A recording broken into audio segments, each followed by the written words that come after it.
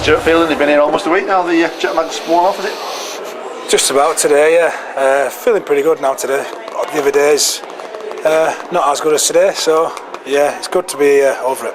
Preparation's going well on the field? Yeah, we've obviously we had I think a lot of things to work on from the Maori game, and we've watched a little bit of video, a bit of footage, and yeah, we've been out the training today, and we've worked on a few of those things.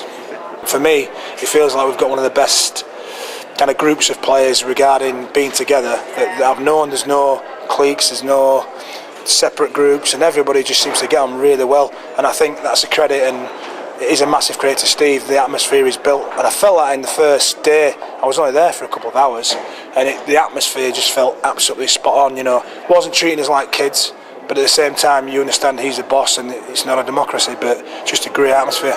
You took that camaraderie straight onto the training field today. Things going well today? Yeah, really good. It was a really good practice session. The players were pretty upbeat, and yeah, we got some real quality work done, and some real areas of focus where we were poor last weekend against the Maoris in the second half, and like I said, from that game there, it gave us some real indications as to some of the areas we needed to work on, and yeah, it was a great practice session, and we'll look forward to another one tomorrow. Are you mentally, physically prepared? Yeah, without doubt. Yeah, it's been a great experience so far. Even the travelling here, and even though it was on my own, it's still a great experience, just because you not only are you travelling in a good style, but you're in big things like the 580, 380 and all the rest. So, but getting here and being with the lads it's been brilliant, and so far we've not had a massive amount of time together, but already we're coming together, we're gelling and things like that. So the more we do that and the longer we are together, the better we will be. What's the situation with Sam Tomkins? Well, Sam did some work with the medical staff today. He's not 100% right at this moment in time, but we never expected him to be.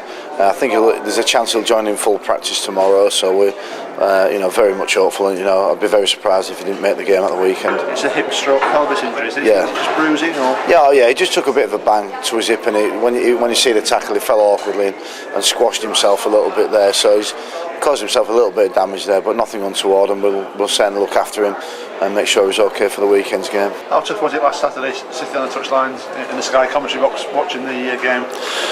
Very, very tough. Only reason it wasn't as tough as it probably would have been on the sidelines is because you're in there in the Sky thing, and that takes your mind off it a tiny little bit because you've got something to do. But if it had just been sat in the stadium, it'd have been even worse. Itchy feet, to say the least. I was sat, in the Sky box doing that, and also the national anthem. As usual, the hairs on the back of your neck stand up, and you sing it even sat in a box, which is what I did. But good to see the boys, and it's not, we're not down about anything like that. We're also realistic. The Maoris are not the New Zealand or the Aussies, but the first half was a good performance, and the second half wasn't. But in any friendly, I think you'll struggle to find a game where the team plays well for two halves or well for the majority of the game. So to play well for the first half, which is usually the key, is I think a bonus for us. But that's 2 days training, so you're going to see the boys come, improve, and we also know the opposition are improving. But that's that's simply the way it is. Away from rugby, how are things back home? The little lad. Great, yeah, great. We've got Skype.